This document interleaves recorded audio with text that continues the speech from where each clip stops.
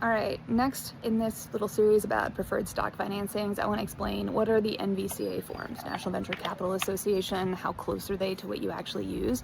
They tend to be used as a starting point for most deals, whether the buyer or the target company, the invested in company, is actually drafting the documents.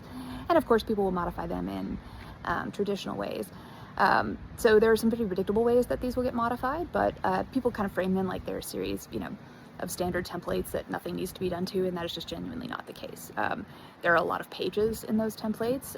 For a Series Seed or Series A financing, you're going to sign a new certificate of incorporation that you have to file. You're going to sign stock purchase agreements. You're going to sign usually investor rights agreements, pro rata waiver, pro rata agreements, things like that sort of give the investors additional ongoing rights.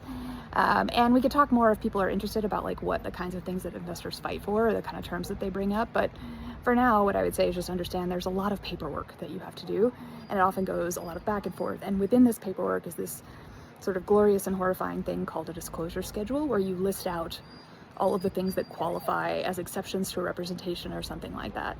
So you might disclose all of your open source licenses in your whole stack, all of the domains that you own, all of the trademarks that you own, and things like that.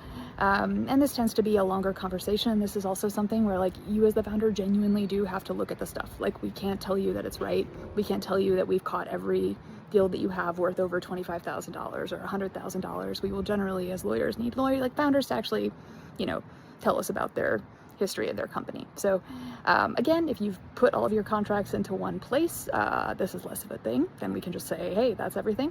But you will generally have to participate in the disclosure schedules. And I find that this is one of the bigger amounts of time that founders spend, and that they are annoyed that they have to spend because they don't understand that it's coming, and it's not the most fun thing to do ever, to tick through one of these lists and just make sure they're all complete. But it is super important because you are actually making contractual representation about this thing, right? So just be ready. Like in the course of negotiating the documents, that's a big ask of the founders.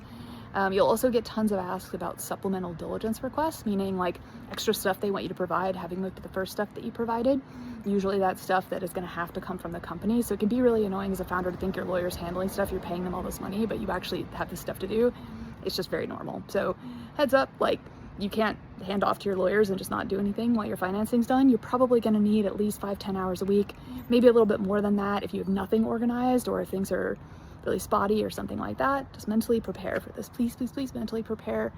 I feel so bad telling founders that I actually do need them to stop selling or building and look at a disclosure schedule. It's one of the less fun things about being a lawyer, but it is real. So get ready. Lots of time. It's unfortunate, but it's real. Keep your documents organized. You will spend less of it.